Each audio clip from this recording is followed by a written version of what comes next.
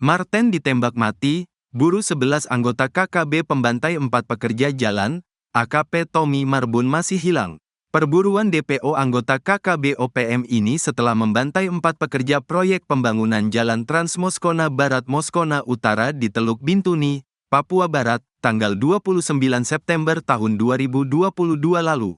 2 tahun setelah kejadian itu, tim Reskrim Polres Teluk Bintuni di bawah pimpinan AKP Tommy Samuel Marbun berhasil menangkap salah satu pelaku bernama Sutiawan Orocomna, So.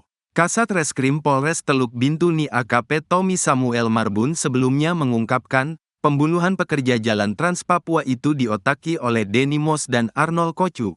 Para pelaku yang melakukan penyerangan mendapat perintah dari keduanya. Denny Mos dan Arnold Kocu tidak setuju dengan adanya pekerjaan jalan di lokasi tersebut, ujar Tommy Marbun pada Rabu, tanggal 16 Oktober tahun 204 lalu. Tommy menyebut, Denny Mos dan Arnold merupakan pimpinan KKB di Papua Barat. Kedua nama itu muncul dari hasil pemeriksaan terhadap pelaku So yang ditangkap lebih dulu.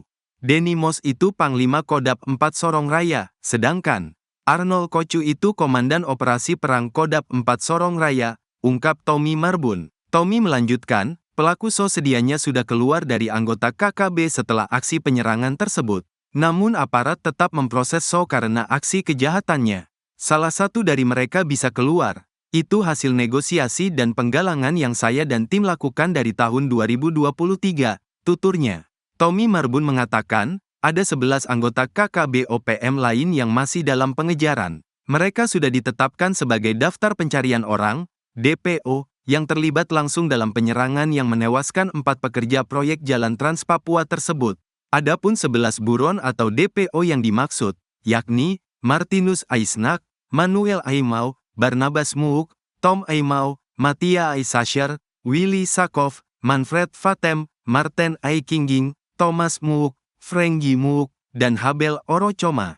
Kita sudah berulang kali melakukan pengejaran, tapi belum berhasil ditangkap.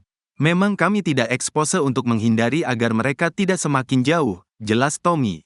Sebelumnya, tim Tommy Marbun berhasil menangkap tersangka Sutiawan Orocomna, So, di Kampung Mayarga, Kecamatan Moskona Selatan, Teluk Bintuni, pada Sabtu, tanggal 28 September tahun 2024. So pun akan segera diadili setelah penyidik melimpahkan tersangka dan barang bukti ke Kejari Teluk Bintuni pada Senin, tanggal 14 Oktober tahun 2024.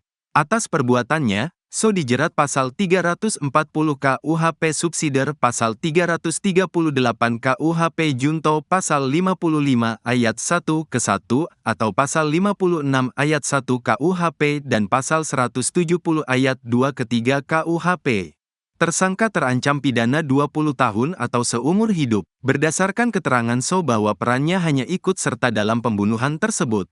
Yang bersangkutan hanya ikut menyerukan suara penyemangat seperti kata Tommy Marbun dalam keterangannya pada Selasa, tanggal 15 Oktober tahun 2024. Tommy Marbun menjelaskan, keterlibatan So berawal dari ajakan anggota KKB lain bernama Barnabas Muuk yang kini masih buron. DPO lain, Marten Aikingging juga terlibat merencanakan penyerangan sehari sebelum kejadian. Pada saat itu So sedang bersama-sama dengan Marten Aikingging sedang berada di markas Moskona. Sebelum penyerangan, yang bersangkutan, So, diberikan senjata rakitan laras pendek oleh Barnabas Muuk, ungkap Tommy Marbun. Para pelaku kemudian berjalan kaki menuju lokasi kejadian pada Kamis, tanggal 29 September tahun 2022. Saat tiba di lokasi, kata Tommy, So tidak menggunakan senjata api di bawahnya. Mereka bersama-sama berjalan kaki naik ke atas bukit dekat lokasi penyerangan dan melakukan penyerangan. Berdasarkan keterangan So, dia tidak menggunakan senjata tersebut, ucap Tommy. Adapun sebanyak 12 anggota KKB menyerang para pekerja proyek jalan menggunakan senjata api dan senjata tajam. Para pelaku juga membakar alat berat di tempat kejadian perkara, TKP.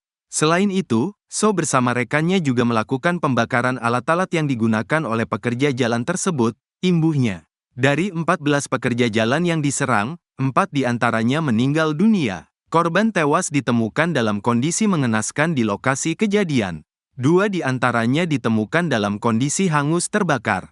Keempat korban itu juga mengalami banyak luka bacok akibat sabetan senjata tajam, kata dia.